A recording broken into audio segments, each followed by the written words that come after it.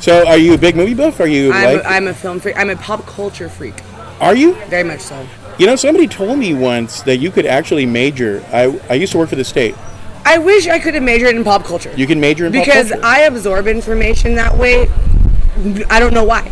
Yeah. You know, like people will be like, oh, this movie, and I'm like, oh, this person's in this, and that person was also in this film, which is connected to this one. And they're like, how do you know that?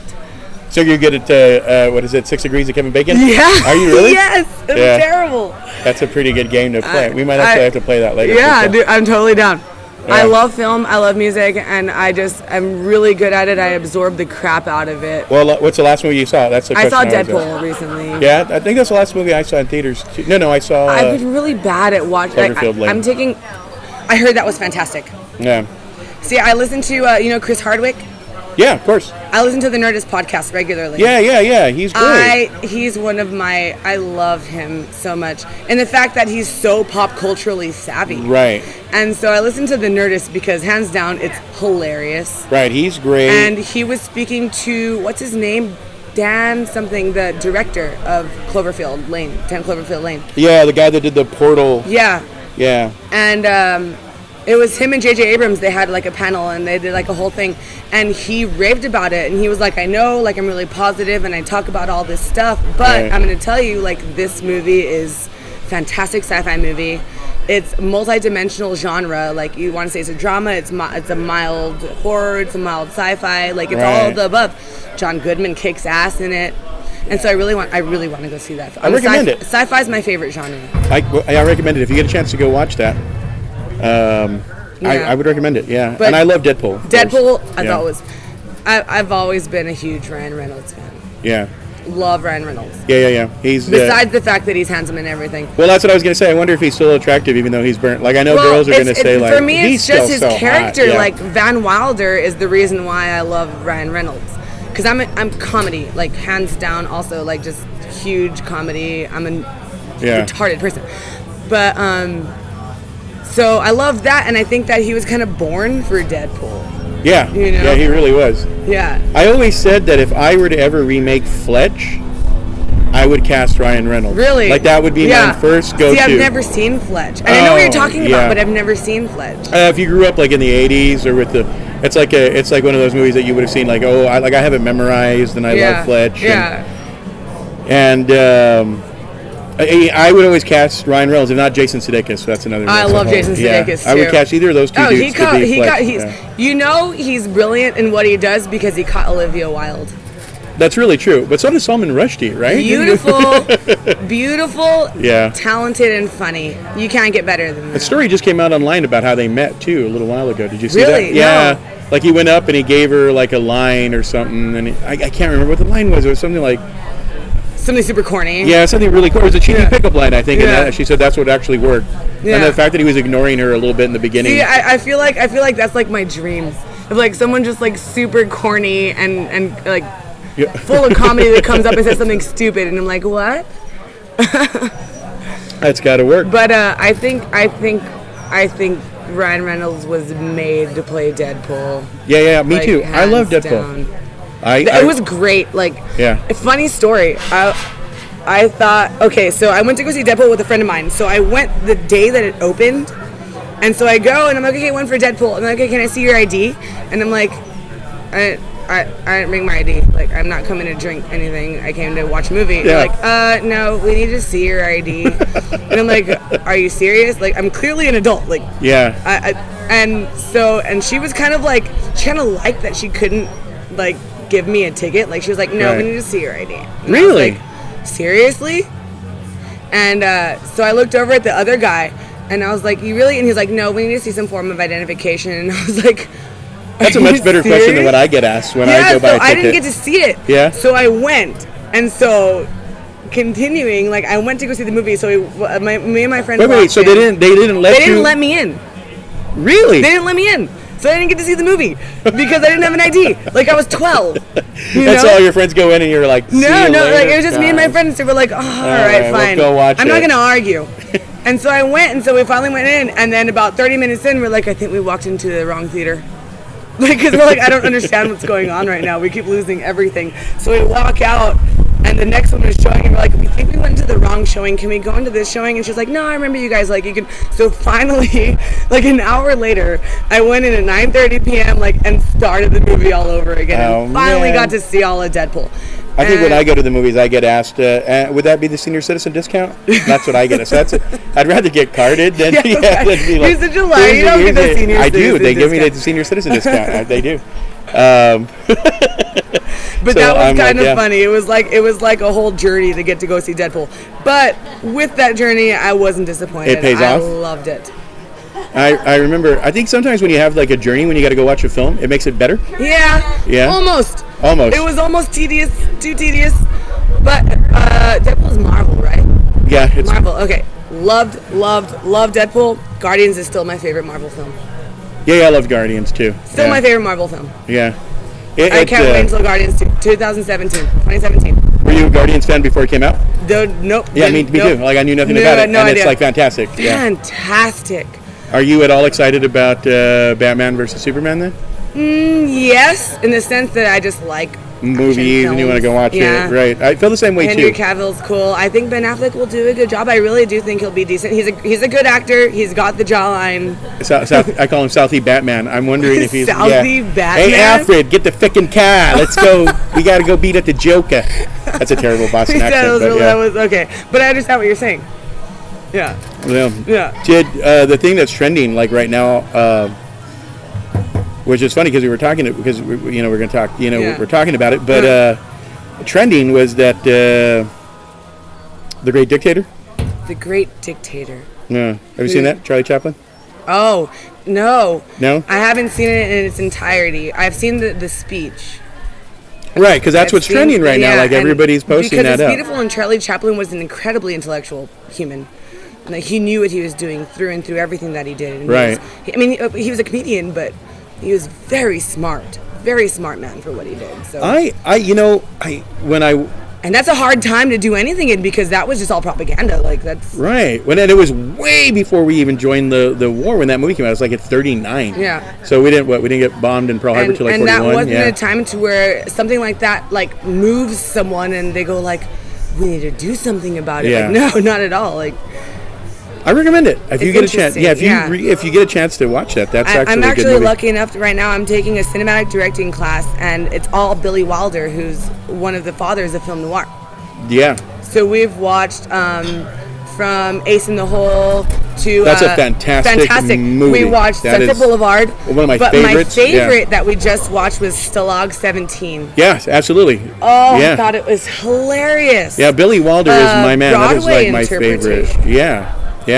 And my two favorite characters, Animal and Shapiro, were the original Broadway actors. In the and Animal was actually up for a supporting Academy Award nomination. Really? Yes. Yeah. And I think what's his name? I can't really get his name. The one who played the character who the whole time you think that he's the spy. He was also the main character in Sunset Boulevard.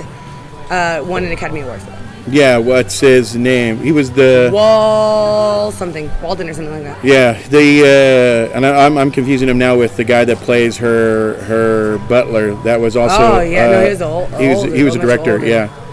Yeah, that's my dude. That's Billy Wilder's my dude. Like I love I'm Stalag taking 17. a class with nothing like it's only a Thursday class, and we've been watching a movie of his every week. Yeah, Stalag 17. But Stalag 17 so far has been my favorite. Have you seen The Apartment? I've seen The Apartment multiple times. Yeah, that's my favorite. It's so good. It's one of my favorite movies. What are the other ones that we've seen? We've seen so many so far. Obviously, we're already in March. Yeah. But I love it. Ace in the Hole is fantastic. It killed me. Can't even. It's heartbreaking. Yeah, it's an amazing. Did you ever see The Lost Weekend with Ray Milland? Saw The Lost Weekend. Saw The Lost Weekend, related to it completely. Yeah, really? Yeah. Yes, I'm an alcoholic. Fuck. Yeah, me too. But alcoholics, like, what's a T-shirt? I'm bartender. Yeah. Are you? Yes. Where at? I bartend at Angry Owl. Oh, okay, shit. But I also worked at Hemingway's, Cincinnati.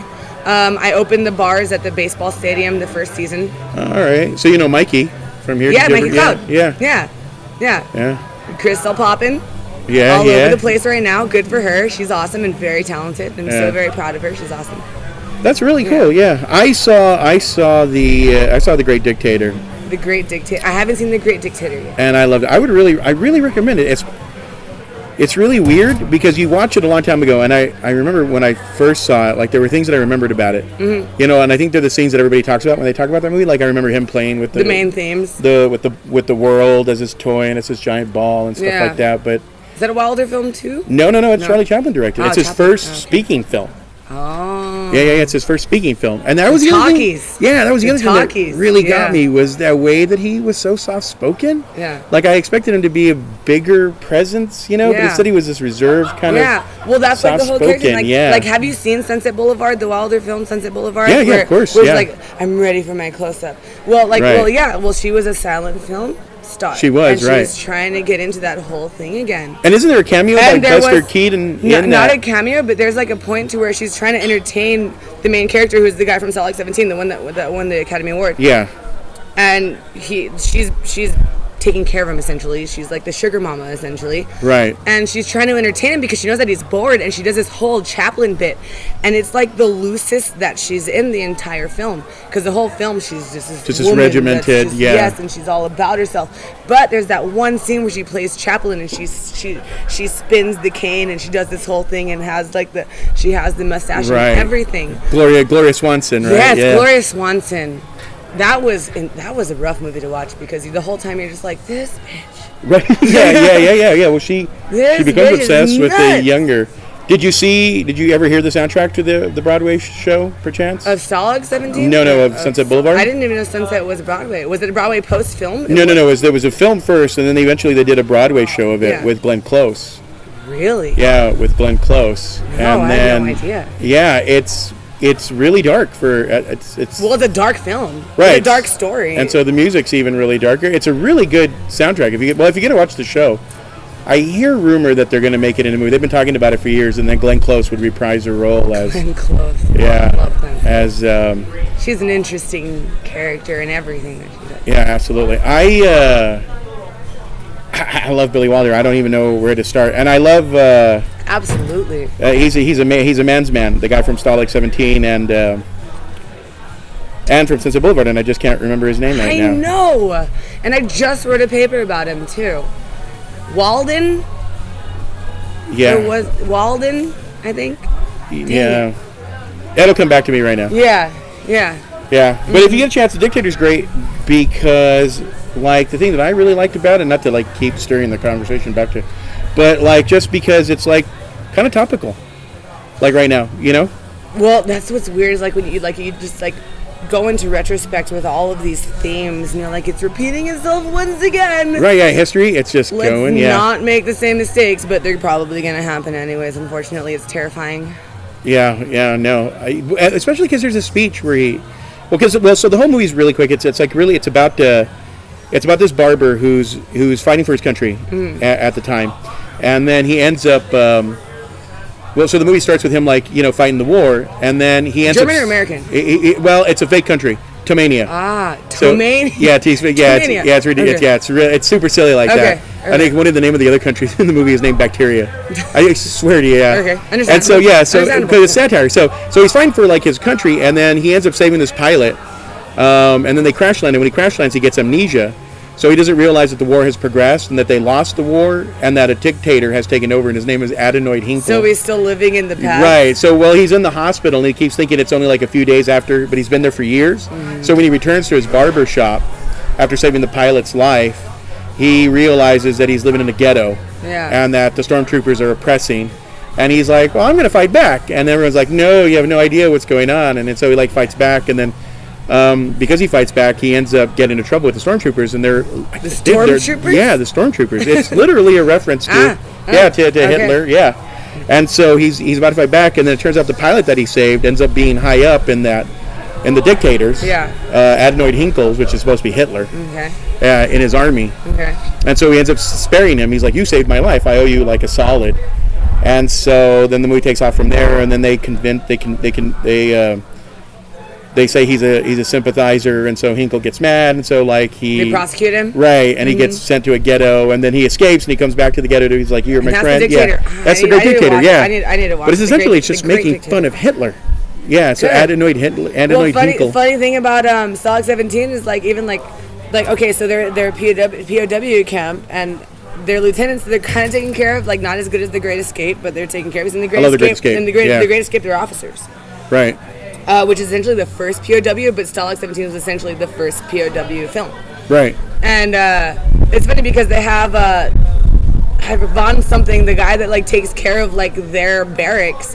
And they do the whole, like, they all joke and they all kind of put the mustache on themselves. Right, and they all turn around at the same time and it's like, oh, one Fuhrer is enough. Like, it's great dialogue. Yeah, it's fantastic stuff. It's so quick, and it's the funniest film so far that I've seen from Wilder, besides, like, once he gets to, like, Some Like It Hot. Like, Some Like It Hot, which is also a great movie. But it was, and I think it's because it's an adapted Broadway film, but the dialogue was the funniest, because all of his dialogue is always very quick-witted and hilarious, but not like Stalag 17. Like, I laughed the entire film, and I'm not a big military movie fan, and it was so funny. Yeah, I love Stalag 17. All of that stuff is great. And then eventually they did make it into their own version of a sitcom.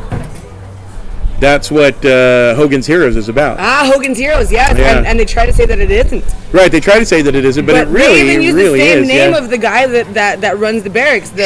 Schultz. No, are you sure it's Schultz? I don't know. I think like one of the guys. Or something And I know the other guy is Schultz because his famous catchphrase from that show is like, "I know nothing." I know nothing. Yeah. Yeah, Sergeant Schultz, and that was with. Now I can't remember anybody's name for the life of me.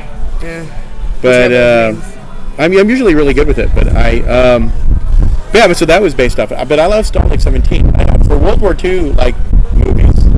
Right? It was like brand new. Yeah, it's very cool. I love it. I'm so glad that I'm like learning about all of that. Yeah. The Great Dictator was made in 39. I was about to ask. It was made in 39, and we didn't get bombed in Pearl Harbor till 41. Yeah. And then we didn't do D-Day till 44. So it was like super topical. Like he was really aware that the guy was. Chaplin, absolutely. Well, I think anybody would have known that he was crazy. He knew he was doing D. Yeah. Well, there's this great speech where he's just like, you just hear him like, "Das fängt, you didn't." Yeah, and he's just like, "You didn't." Yeah. Mm-hmm. And I equated that. Like I equated that. Like I was like, you know what? That's kind of like what you hear when you hear like Trump speak. I'm like, you hear Mexican, Muslim, you hear like, and I'm like, it's a demagogue. No, it's all that heated language that makes people who are uneducated and really pissed off about little things in their life. I guess that really are like, yes, and you're like, no. I guess that's what makes that speech at the end like, absolutely. But the thing is, like Chaplin's speech is more powerful towards the humanism of like, this is awful, we need to like get out of this. Right. And Trump's speeches are like, this is awful, let's get everything we can out of this. Right. He talks about love, right? He talks about like, He doesn't talk about love. Doesn't he? Well, he talks about greed. He talks about the machine. Talked about love. I've never heard him mention the word. No, in the speech, the Chaplin speech. Chaplin. Yeah. Okay. Yeah, he talks about love. He talks about the machine. He keeps calling it the machine, which makes sense. Yeah, absolutely. And he talks about greed, and he talks about corruption, and that's how deep this political system is. Yeah, that's the inner working, the depth of where it's already been from. Yeah. Not come from, already been from, because we're still in that process. Yeah, because we're still in that process. Yeah, that's right. And history repeats itself. That's right. That's what the saying goes. But we're very recently repeating ourselves. Like, it's not like it's been 100 years or something. Like, yeah, that's right. We're coming right around the corner. Yeah, no kidding. It's terrifying. Yeah, that's so cool. I'm a huge Billy Wilder fan. I cannot.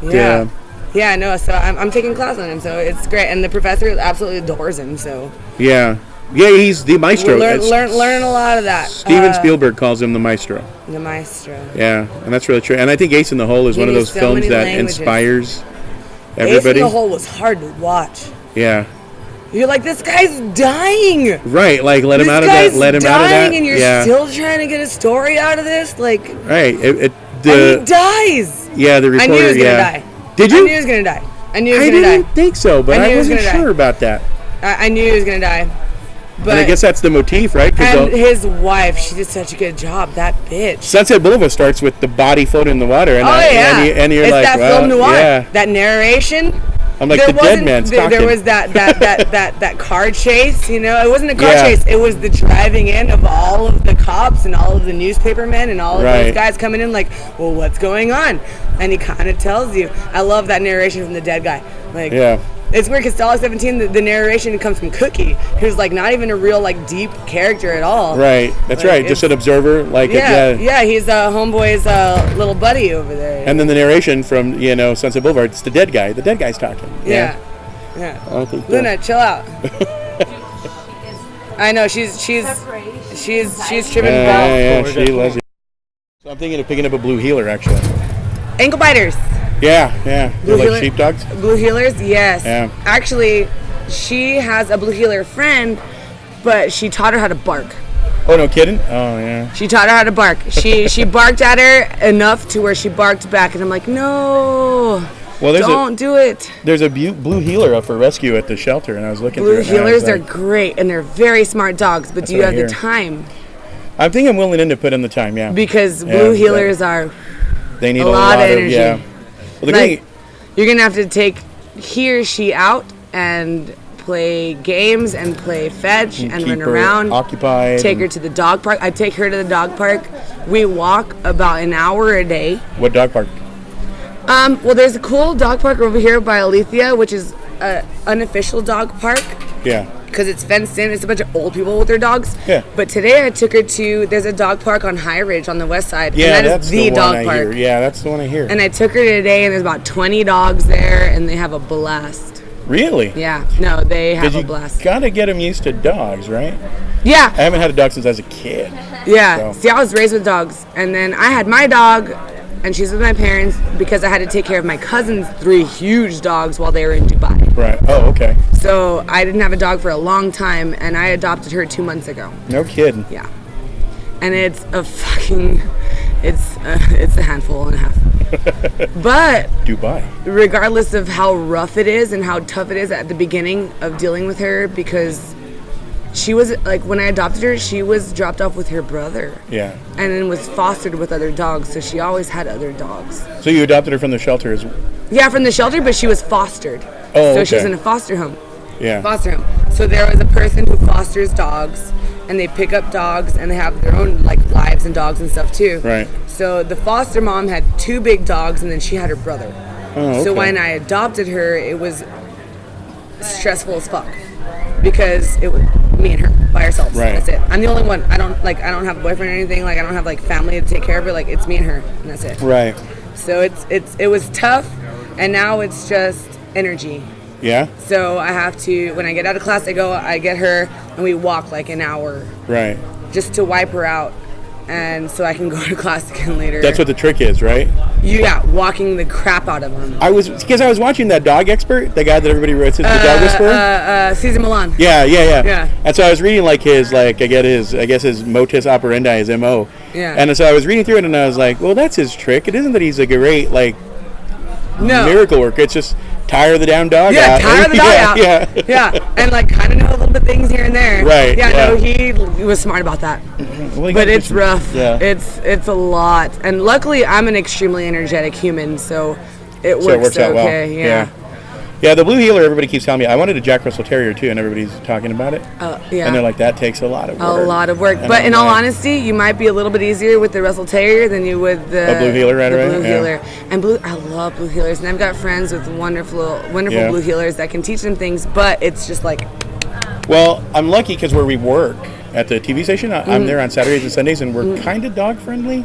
Really? It's under the table. no dog way. friendly. Yeah. So you can kind of like, yeah. So like I think as long as she doesn't like poop all over the place, I think I can take her to work and hang out with her. Yeah. Or him, whatever. But with the blue yeah. heeler, I don't think it's more so the pooping. It's the just like, hey, what's Running up? Hey, what's around, up? right, Hey, yeah, what's up? hey, Hey, what's yeah. up? Like all that. But if he's around people and they're like dog friendly, so I think Yeah. I'm gonna do it. I'm gonna see if I can. If it's still there. If you've got, see. and like I really, in all honesty, don't have the most time. And when I adopted her, it was like, oh, this might have been a really bad idea. Like shit, I tried kennel training her and I couldn't do it because my schedule was so sporadic. I just couldn't. Right. So I got a doggy gate, and I put the doggy gate on, the door's open, and I have an entrance into my room from the outside. Right. So I open that door, and the screen door is closed. So she chills on my bed. I put the Yeah. puppy pads down. and she's good with all that. She is. But then when I come home, I need to either walk her for a long time or take her to the dog park to where she can run her ass off. Yeah. Well, I've got a backyard. So that works. It's not a huge backyard. I have a yard-ish, but I live right on Stanton, and it's not enclosed. So anything I do outside, she's tied leashed. up. Yeah. Mm-hmm. Oh, man. Yeah. You're fine, Luna. Stop being a baby. Oh, is that her name? Yeah. Luna? Luna Rose when she's in trouble. You're fine. You're fine. I have names, but I don't know if I can give a dog a name without, like, meeting the dog first. Oh, no, absolutely. Yeah. So... Well, there's some people we're like, this is a cool name. I really want a dog just so I can name it this name. Right, yeah. I think actually what I'm leaning towards is Budge. Budge? I don't know why I like it so I much. like Budge. I've never heard Budge, so that's cool. It's just kind of one of those weird names that I was like, I like Budge. Like, I feel like if I went to the dog park and be like, what's his name? Budge. Oh, that's cool. Hey, what's up, Budge? What are you doing? But if he's not a Budge, like if he's more like of a Kevin, then I'm kind of like, let's not gonna do it. So I gotta hope and pray that he's a Budge. Kevin. Budge and Kevin are two different personalities. Yeah. You got to be careful with that. So how do you know George, if I can ask that? We had a class together at Community a few years ago. Yeah. Like 2009, 10 maybe. Yeah. Is it running? Are we going? Oh yeah, we've been rolling since I think I got here. Yeah. Yeah, no, we had class together, and. Well, I wasn't sure if I can ask that. Too, right? Yeah, we did a couple projects, and actually, I was riding my bicycle the other day on campus, and I passed. Yeah. I was like, hey. Yeah, that's where I got the idea. I'm like, hey, I remember. Yeah, and so he sent me a message, and I was like, yeah. You're I'm down for this weird thing that I like weird stuff. Yeah.